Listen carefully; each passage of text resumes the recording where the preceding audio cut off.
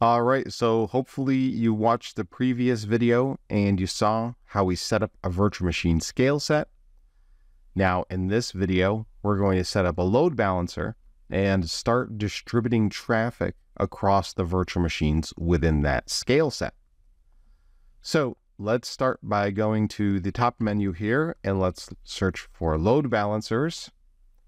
And under load balancers, I'm going to click create load balancer. And so we are going to use the same resource group here, and I'm going to give the load balancer a name. I'm just going to call it HTTP-LB. And for the SKU, we're going to use standard. For the type, we're going to use public. This is important. We have to use a public load balancer because we want this load balancer to have an IP address that is reachable on the internet. So every load balancer has a front end and a back end. And the front end of the load balancer is going to be how our clients actually reach it. And so my clients are coming from the internet. And so if we know our traffic is going to be coming in from the internet, we have to have a public IP on the front end of this load balancer. And as the traffic flows in and hits that public IP, it will get distributed across everything on the back end, all of these virtual machines on the back end. So we need a public load balancer because we need a public IP address. So let's go to the front end IP configuration, and we're going to create a new front end IP configuration here. I'm just going to call it LB front end. And we're going to create a new public IP address that is going to be reachable from the internet.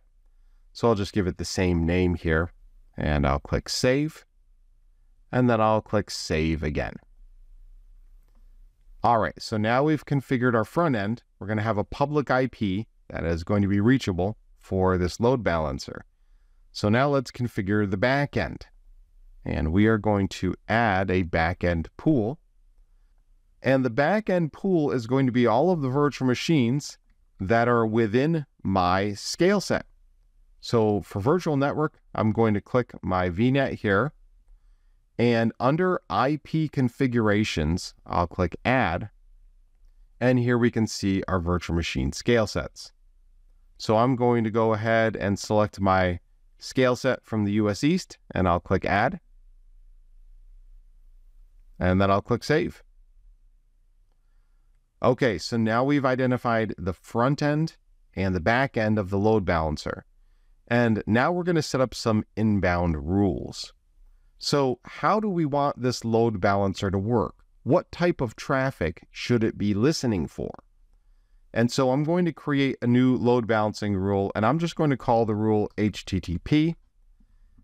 And we're going to choose the front end IP address that we just designated a few moments ago. We're going to choose the back-end pool that we just configured a moment ago. We are going to listen for traffic on port 80. And we're going to send it to port 80 on the back end. And then we're going to go down to health probe, and we're going to create a new health probe. So the basic idea of the health probe is that this load balancer is going to constantly reach out and make sure all of these VMs are working. And so, for example, the load balancer will send an HTTP request to this virtual machine. And if it gets a response back, then this virtual machine is good and it's passed to that health probe. And then it'll send one to this VM and everything is working great. Awesome. Well, let's say it sends a health probe to this VM and this VM does not respond. Well, then the load balancer knows that this VM is not responding to HTTP requests, and therefore the load balancer should stop sending traffic to this particular VM. So that's how the load balancer provides availability, by sending out these health probes to validate that these targets in the back end are actually working. So that's what we're creating now, a health probe that is going to reach out on port 80. All right, so my health probe name is just going to be http-health, and we are going to reach out on HTTP as our protocol, port 80, and the path is going to be exactly what you see here. And how frequently do we want to send out these probes? Right now it's every 5 seconds. That's fine, we'll just leave it like that. And then I'll just hit save here now that I've configured my health probe. And then we're basically done. Now we've created the load balancer. So let's click review and create. And then we'll click on create. And so now this part is going to take a moment, but what we're going to do is we're going to find the public IP address for the load balancer, which is going to be the front-end IP, and we're going to, from a computer on the internet, send some traffic to that front-end IP and make sure that it hits one of these virtual machines on the back end. So it looks like my load balancer is ready to go. Let's go to resource here, and we should be able to find the front-end IP under front-end IP configuration. There it is. All right, so I'm going to copy this IP address and I'm going to open a new browser window. And there is still one step that we have to do, but we're going to take this front-end IP and put it in our new browser window to see if we can reach the load balancer and see if the load balancer will send traffic to those instances on the back end. However, this process is not going to work. I have to upgrade the necessary virtual machines first. Now, before we proceed, I just want to show you something underneath my load balancer. And you can see within my load balancer, I've gone to backend pools, and I've got this error message saying that we need to upgrade all of the instances of the auto scaling group for this change to work. So I'm just going to click on this little message here, and I'm going to select these instances that are being created by that scaling group, and I'm going to choose upgrade. And so I'm going to now carry out the process of upgrading these virtual machines. And so it took a little bit of time, but again, if we take a look at the front-end IP configuration here, you can see the IP address, and in my browser window, we can now see that address, and it's displaying the little website from that virtual machine scale set.